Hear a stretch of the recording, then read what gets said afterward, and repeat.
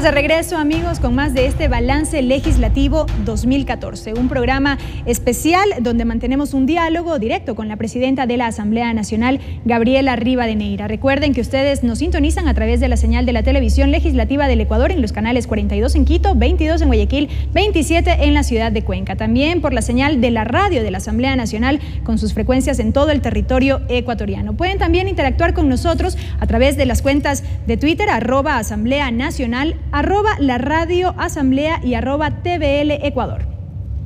Muy bien, Belkis, gracias. Como ya vimos, 15 leyes han sido aprobadas en el año 2014, pero 10 de ellas fueron publicadas en el registro oficial. Veamos los detalles de cuáles son estas.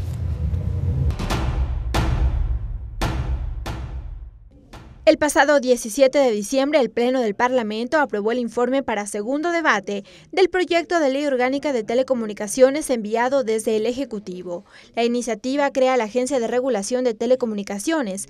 Asimismo, establece una medida económica que deberán cancelar al Estado todas las empresas de telecomunicaciones que hagan uso del espectro radioeléctrico según su participación en el mercado, fijando una base del 30% de abonados o clientes. La tabla estaría en un rango desde el 30% hasta más del 70%, del 0.50 que se grabaría hasta un 9%. Asimismo, el 22 de diciembre, el Pleno del Parlamento aprobó el informe para segundo debate del proyecto de ley reformatoria a la Ley de Personal de las Fuerzas Armadas, mismo que tiene como objetivo determinar la modificación del proceso de ascensos de oficiales de las Fuerzas Armadas mediante acuerdo ministerial al personal oficial y de tropa, tanto para generales y almirantes, mediante decreto ejecutivo, además de funciones de los edecanes. En el tema de los nombramientos, se estableció que sea el presidente de la República el que expida el decreto ejecutivo para el nombramiento de los generales y almirantes. En tanto, trascendió que en los últimos días el presidente de la República envió al Legislativo el veto parcial de los proyectos de ley orgánica de servicio público de energía eléctrica y de transporte terrestre, tránsito y seguridad vial.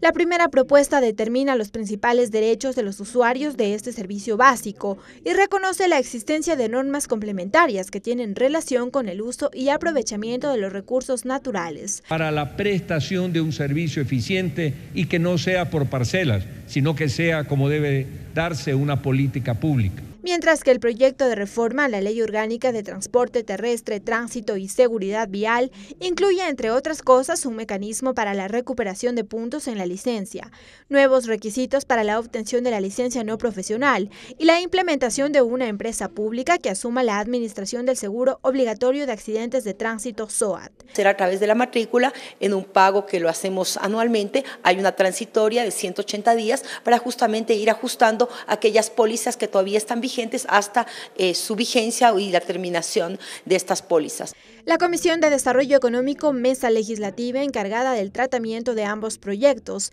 aprobó los informes no vinculantes en los que recomienda al Pleno de la Asamblea allanarse a la objeción parcial enviada por el presidente de la República a ambos cuerpos legales. Señora Presidenta, bueno, ya lo vimos en el reportaje. Hace pocos días fuimos testigos de la aprobación del proyecto de ley de telecomunicaciones, una norma que era indispensable puesto que debía adaptarse a los preceptos constitucionales. Pero ¿cómo es que esta ley garantiza los derechos de los usuarios conforme se lo ha manifestado? Bueno, es una ley sumamente importante para el usuario, es decir, para los ecuatorianos y ecuatorianas que tenemos la telefonía celular. Por un lado, porque vamos a lograr que todas las instituciones de regulación que se encuentran dispersas pasen a formar parte de una sola que pasa a ser la Agencia de Regulación y Control de Telecomunicaciones. ¿Cuál va a ser el rol de esta agencia? Primero, determinar el cumplimiento de los artículos de la ley, establecer reglamentos también para la telefonía celular, pero ahí viene un tema fundamental.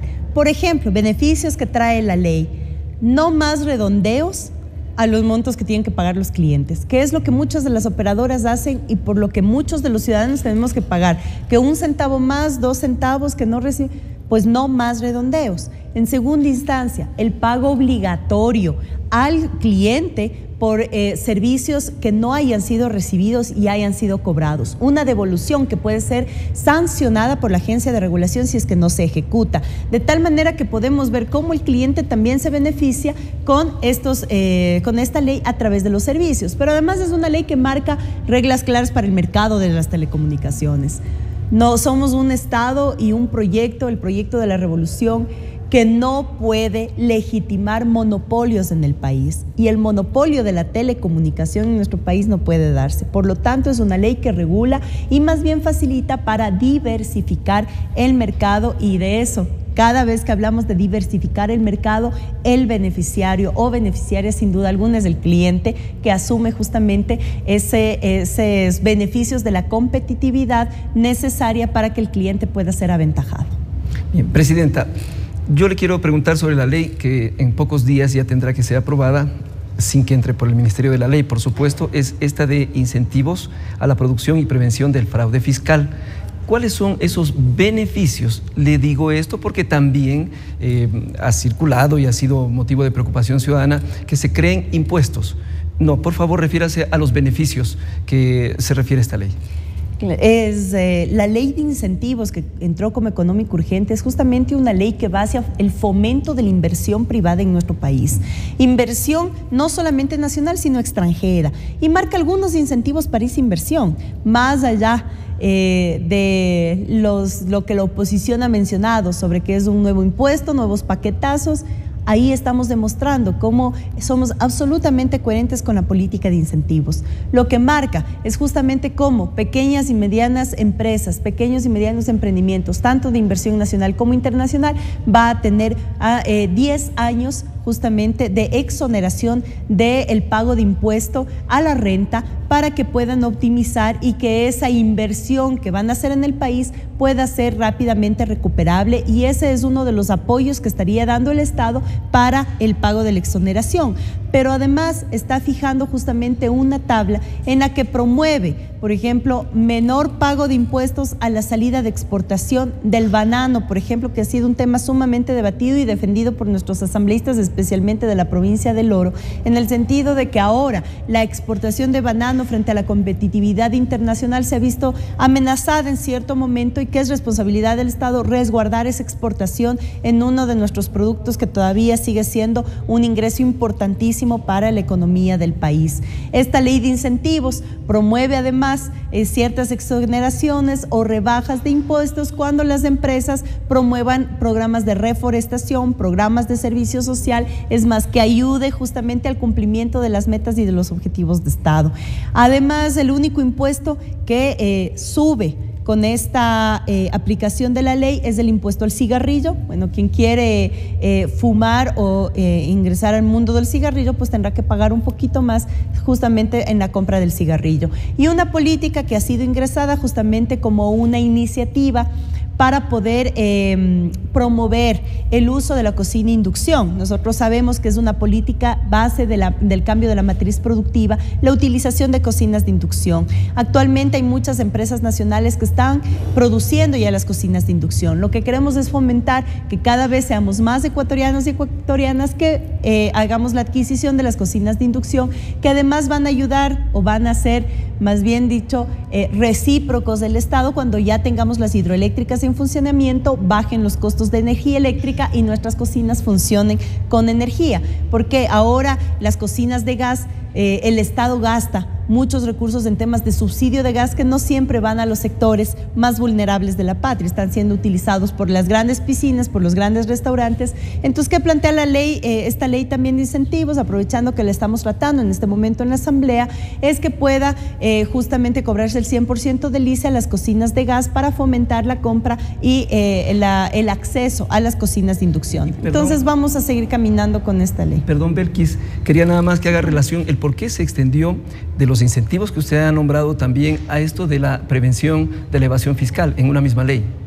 Es un tema fundamental, porque a la par que vamos fomentando, el Estado hace un incentivo a la inversión privada retirando fondos que pudieran ser recibidos por esa inversión privada. A cambio, nosotros ¿qué decimos? No es poner más impuestos al pueblo para garantizar la estabilidad empresarial. Vamos a garantizar la estabilidad empresarial, pero garantizando que en el país podamos erradicar la evasión fiscal. Entonces, esta normativa lo que tiene es procedimientos mucho más expeditos justamente para evitar esa evasión fiscal y que podamos tener justamente equilibrar beneficios de incentivo laboral, pero también con más ingresos producto de la evasión fiscal, que hoy por hoy todavía sigue siendo un monto considerable en nuestro país y que esperamos que con estos mecanismos y esta ley pues podamos estabilizar justamente esos ingresos del Estado ecuatoriano para poder seguir beneficiando no solamente el gran pago de la deuda social que hemos implementado, sino también la inversión privada. Presidenta, ahora pasemos a las reformas a la Ley de Transporte, Tránsito y Seguridad Vial. ¿Cuáles serían los principales puntos que usted destacaría de estas reformas, de este proyecto que fue también aprobado hace poco en la Asamblea? Bueno, principalmente una normativa que establece la regulación permanente de los operadores públicos especialmente. Nosotros hemos hecho una fuerte autocrítica incluso con los mismos gremios transportistas en el sentido de cómo se están manejando estos gremios. Por un lado, el tema de cooperativas, por otro lado, el tema de compañías, cómo hemos utilizado la herramienta de la economía popular y solidaria para poder fortalecer las pequeñas emprendimientos de transportistas, pero también aquellos que ya tienen capital y recursos para pasar y ser considerados dentro de una ley de compañía. Eso para nosotros ha sido fundamental, pero además en el debate salió un tema que también es sustancial. Para quienes venimos de provincias con alta población rural, por ejemplo, una de las preocupaciones que teníamos era justamente el transporte comunitario. Y una de las cosas que nosotros también reivindicamos permanentemente es que no puede ser llamado transporte comunitario un transporte que ultraje al cliente, que ultraje al ciudadano y ciudadana, que es lo que hemos tenido hasta hoy. Pero ha sido el único mecanismo en el que mucha de la ciudadanía puede transportarse de un lugar a otro. Lo que establece la ley es una obligatoriedad para que la Agencia Nacional de Tránsito emprenda un proyecto acelerado de incorporación de transporte público en sectores donde todavía no hay el servicio de transporte público. Con eso, ¿qué vamos a lograr?